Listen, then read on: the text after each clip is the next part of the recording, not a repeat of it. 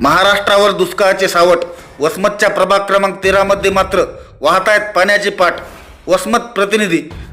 महाराष्ट्रावर दुष्काळाचे सावट गडद होत असताना आणि पाणी टंचाईची संभाव्य परिस्थिती निर्माण होण्याची भीती व्यक्त केली जात असताना वसमत शहरातील प्रभाग क्रमांक 13 मध्ये मात्र सार्वजनिक नळाच्या पाईपलाईनमधून हजारो लिटर पाणी अक्षरशः रस्त्यावर वाहून जात असल्याचे चित्र पाहावयास मिळाले. प्रभाग क्रमांक 13 मध्ये मागील काही दिवसांपासून नवीन नळ योजनेची पाईपलाईन टाकण्याचे काम सुरू आहे. ही नवीन पाईपलाईन टाकताना जुन्या पाईपलाईनवरील जोडणी कनेक्शन तुटले असून तर काही ठिकाणी जुन्या पाईपलाईनला गळती असल्याचे दिसून येत आहे.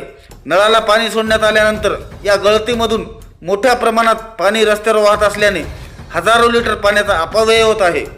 गळतीमुळे काही ठिकाणी रस्त्यांवर पाण्याचे लोट साचले असून रस्त्यांना अक्षरशः तळ्याचे स्वरूप आले आहे. एकीकडे पाण्याच्या प्रत्येक थेंबाचे महत्त्व सांगितले जात असताना दुसरीकडे नगर परिषदेच्या नियोजन शून्य आणि ढिसाळ कारभारामुळे मोठ्या प्रमाणात पाणी वाया जात असल्याने नागरिकांमध्ये नाराजी व्यक्त केली आहे.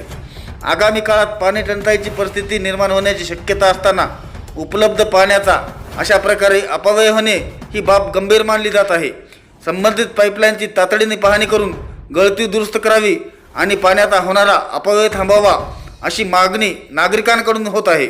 दुष्काळाचे सावट असताना वसमतच्या प्रभाग क्रमांक 13 मध्ये मात्र पाण्याचे लोट वाहताना दिसत असल्याने नगर परिषदेच्या ढिसाळ कारभारामुळे दुष्काळातही पाण्याचा सुकाळ निर्माण झाला आहे की काय असा संतप्त सवाल सर्वसामान्य नागरिकांकडून उपस्थित केला जात आहे.